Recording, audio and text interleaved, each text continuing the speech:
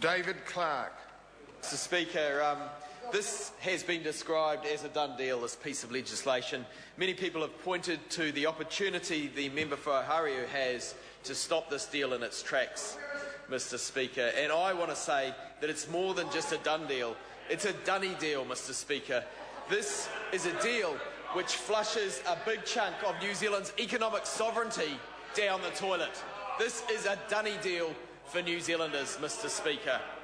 Today is the third reading of this bill, and it has been an atrociously rushed process. We had in our select committee, despite what members opposite have said, a rushed process.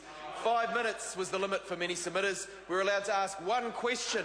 One question. It was undemocratic, as the member says. We reported back 5 weeks earlier, despite no time pressures, and we had rushed teleconference arrangements, which meant many people could not make their contribution, Mr Speaker. There were no visits to my hometown, and many people felt aggrieved by these rushed processes.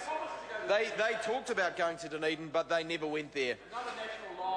Unfortunately, this process still gave them an overwhelmingly negative message. It still fed back to the government that nobody likes this deal, this dunny deal for New Zealanders. Just 0.6% of the submissions were in favour that we heard. Of the over 1,400 submissions, just 0.6% of people wished to speak in favour of this. But the government had cotton wool in its ears. It has no mandate, Mr Speaker. We've heard various members opposite try to argue for one. They will try and try, but they will fail. More parties were supported in the election. More votes went to parties in the election just gone who opposed asset sales than parties that supported asset sales. You can't rewrite history, I say to the members opposite. The mandate is not there for these sales. 0.6% in favour, only over 98% against these sales. You had people voting for parties that opposed these sales, not parties that supported them in overwhelming numbers, and you had a rush process designed to take the heat out of this issue. Well, it won't happen. It will not happen. The issue will not go away. New Zealanders know that this is a bad deal.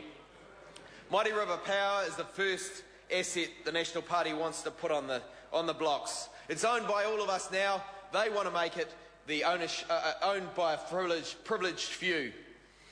Now, there's a citizens-initiated referendum out there which is gathering momentum. We know it's already got 100,000 signatures, and we know that New Zealanders will be out there campaigning as it goes on. More and more people are collecting these signatures. We know that number's going to grow. We know that the necessary number of signatures are going to be reached probably before this year is out. So the New Zealand public is giving the government a clear message that it still may not hear, but it would be a very foolish government that ignores a citizens-initiated referendum, Mr Speaker. Wouldn't put it past this government, but I would say it would be a foolish government that would ignore that. We heard Bill English at question time today crying some crocodile tears over salary increases for chief executives and directors under his watch.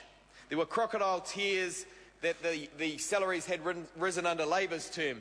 Well, there can be no way that those crocodile tears mean that increasing them still further is a good idea. And yet we've heard directors' salaries have gone up again. And how are they going to be paid for, we ask ourselves? How are those directors' salary increases and chief executive salary increases going to be paid for as these companies are prepared for private sale?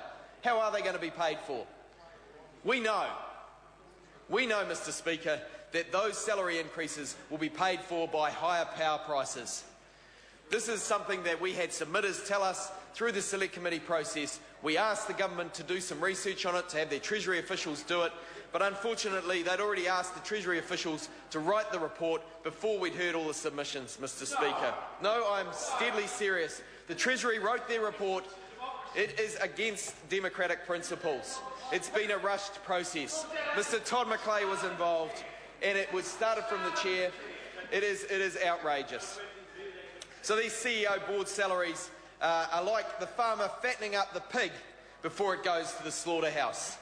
A recent Herald survey found that CEO pay of the 4 energy companies rose 26.3% between 2010 and 2011, as compared to general CEO salaries, which went up just 0.4% overall.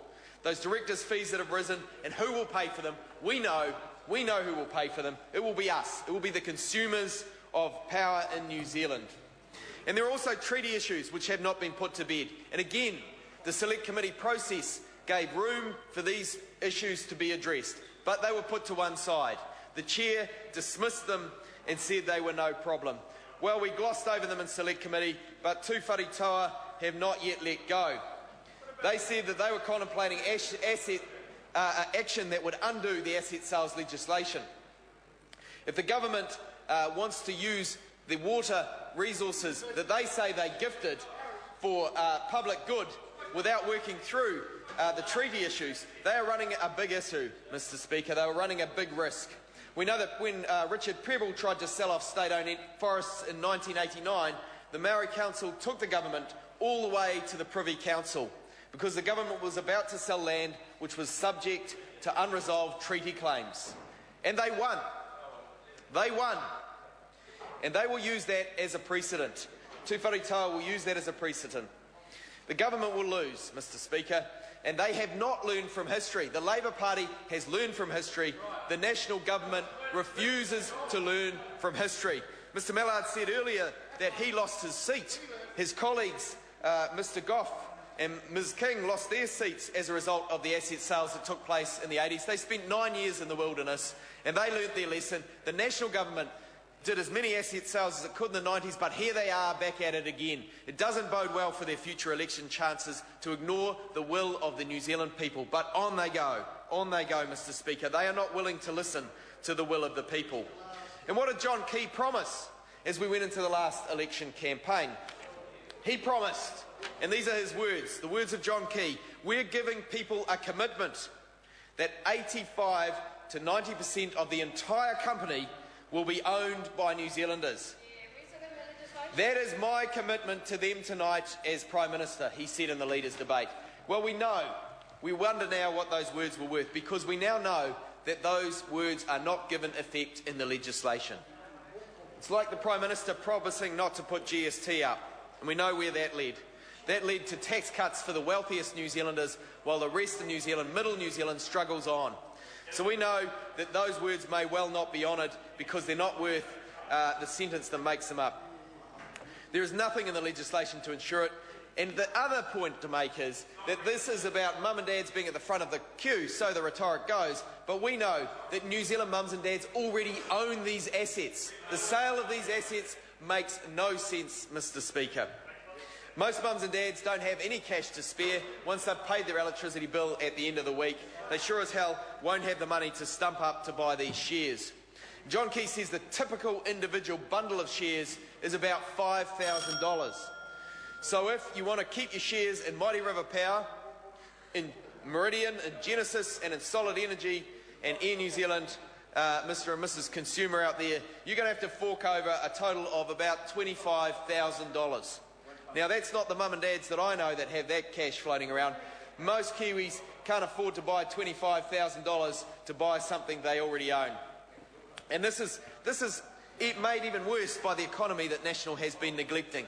Rather than promoting policies that would promote growth in our country, pro-growth tax policies, decent savings policies, research and development policies and other policies that would support our exporters, National just seems to be interested in selling off those assets we already own. They're not interested in supporting exporters. We had submissions in Select Committee that would have increased costs and red tape, and the National Party was not interested in doing their homework. They don't actually care about New Zealand business. They don't actually trust New Zealand business to grow our stock market. They think we have to get government assets onto the stock market because they don't think New Zealand business people are capable of growing our capital base. That's the message they're sending, and they certainly have lost touch. That's the thing we need to note from this, Mr Speaker. So to conclude, I just want to say these asset sales make no sense. New Zealanders know that. The citizens-initiated referendum is going to bring that home to the government, and they will proceed with these sales at their peril. This is a dunny deal. We're flushing more of New Zealand's sovereignty down the toilet. It makes no sense. This is a split call. The first call goes to the Greens.